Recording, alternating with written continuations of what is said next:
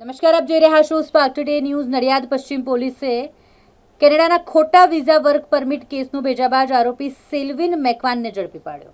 જૈનમ શાહને ઝડપવા પોલીસ દ્વારા ચક્રો ગતિમાન કરાયા છે. આરોપી સેલ્વિન મેકવાન ઉર્ફે લિયો ઉર્ફે સેમ્યુઅલ ક્રિશ્ચનને વર્ષ 2023માં છેતરપિંડી અને વિશ્વાસઘાત કેસ, કેનેડાના ખોટા વિઝા વર્ક પરમિટ કેસનો ભેજાબાજ આરોપી આખરે ઝડપાયો છે.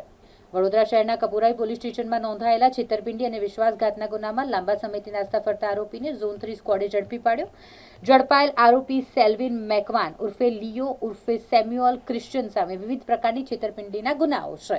2023માં નડિયાદ પશ્ચિમ પોલીસ સ્ટેશનમાં નોંધાયેલા કેનેડાના ખોટા વિઝા અને વર્ક પરમિટ તૈયાર કરી લોકોને છેતરવાના ગુનામાં ટ્રાન્સફર વોરંટના આધારે નડિયાદ લાવવામાં આવ્યો છે. વર્ષ 2023માં નડિયાદ પશ્ચિમ પોલીસ સ્ટેશન ખાતે ફરિયાદી છે ગોપાલભાઈ પ્રભાતસિંહ ઝાલા. તેઓ એક ફરિયાદ આપેલી. ફરિયાદની હકીકત જોવા જઈએ તો આજે ગોપાલભાઈ છે, એમના એક મિત્ર છે જૈનમ શાહ કરીને, જે પોતે નડિયાદના રહેવાસી છે. હવે આ ગોપાલભાઈને વિદેશ જવાનું હોવાથી તેમણે આ જૈનમભાઈને કહેલું કોઈ સંપર્ક હોય તો બતાવો.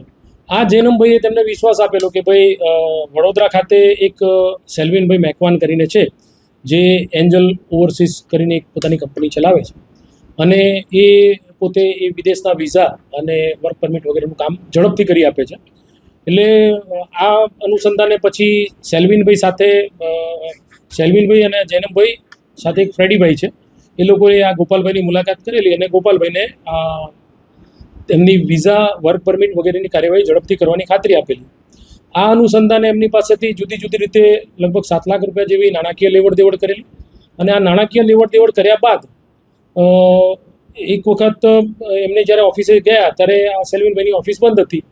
એટલે શંકા જતાં એમના મિત્ર ફ્રેડીભાઈ જે છે, ફ્રેડીભાઈની પૂછપરછ કરેલી. તો ફ્રેડીભાઈએ કીધેલું કે મારી જવાબદારી છે, હું આ જવાબદારી લઉં, તમારા પૈસા અને તમારો વર્ક પરમિટ વિઝા વગેરે આવી જશે.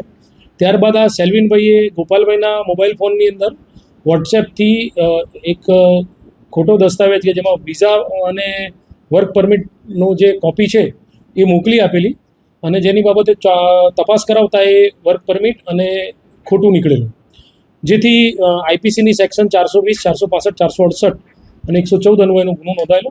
તે કામે અગાઉ ફ્રેડીભાઈ વિરુદ્ધમાં ચાર્જશીટ કરવામાં આવેલું હતું અને આ કામના જે સેલ્વિનભાઈ રોબર્ટભાઈ મેકવાન કે જે પોતે વડોદરા છાણી ખાતેના રહેવાસી છે, તેઓને પોલીસે ગઈકાલે 9/6/26ના રોજ કલાક 18:40 વાગે અટક કરેલા છે.